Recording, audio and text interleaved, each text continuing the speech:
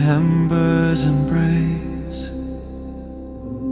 cacti, the frost of laws. The world lay cloaked in a heavy quilt of winter's first snow.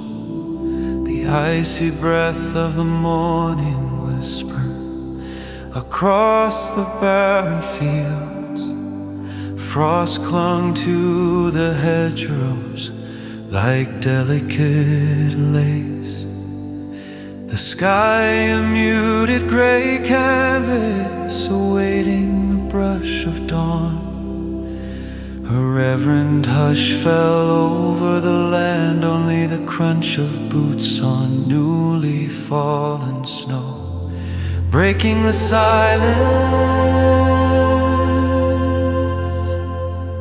Father Michael stood alone on the roadside, his gaze fixed upon the church that had been the heart of the village, a beacon now shadowed by flames that devoured its wooden skeleton.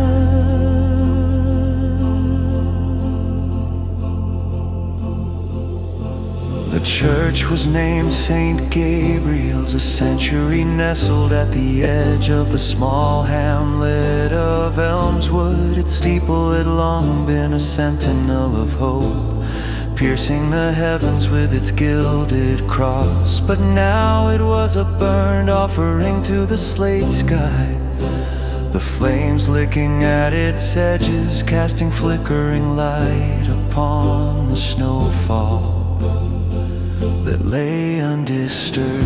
Father Michael's heart ached with the loss, feeling the cold more acutely than ever before. The fire had started in the dead of night, a cruel thief of peace and sanctity. Yet despite the devastation, he felt compelled to draw nearer, a silent prayer echoing in his mind, threading through the smoke that spiraled heavenward.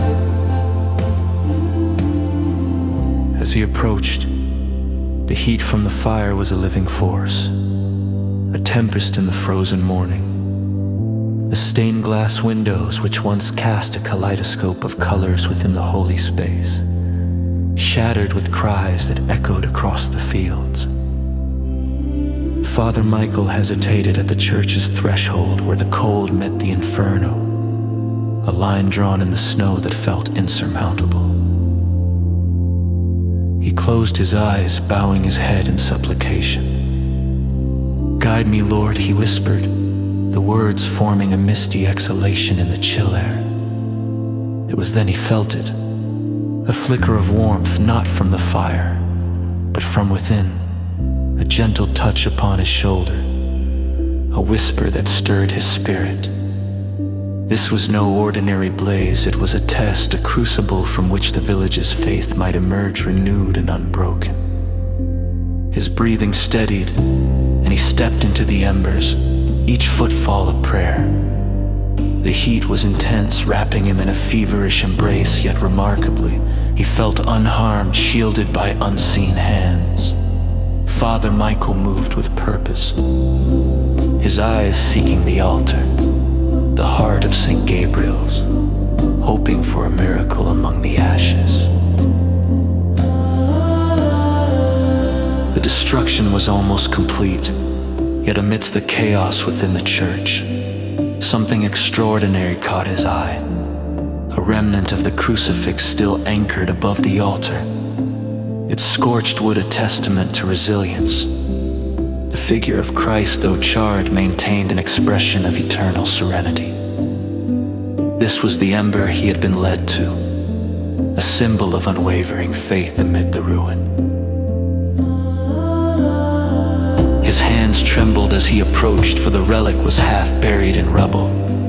As he reached out, a warmth flowed through him, not the searing heat of the destruction, but a divine glow that suffused his very being. Father Michael felt it alive within him, a spirit of hope, a grace that transcended the physical. Gently, with infinite care, he lifted the remnant from its tomb of cinders. The image of Christ in his hand seemed to radiate, casting an ethereal light that banished the shadows clinging to the corners of the fallen sanctuary. In that moment, the snow ceased its descent. The wind stilled, and a single sunbeam pierced the clouds, illuminating the scene in a golden halo that filled the space with a majestic silence. The dawn of renewal. Emerging from the smoldering sanctuary, Father Michael stood at the threshold once more. The warmth of the crucifix a steady presence against his chest. The villagers gathered nearby, their faces a tapestry of sorrow and disbelief, watched as their shepherd carried forth a symbol of their shared faith untouched by the fire's rage. A serene calm spread through him as he held the cross aloft, its charred surface glistening with the dawn's first light. An awe-filled hush fell over the onlookers, their hearts lifting as if tethered to the sunbeam that bathed them all.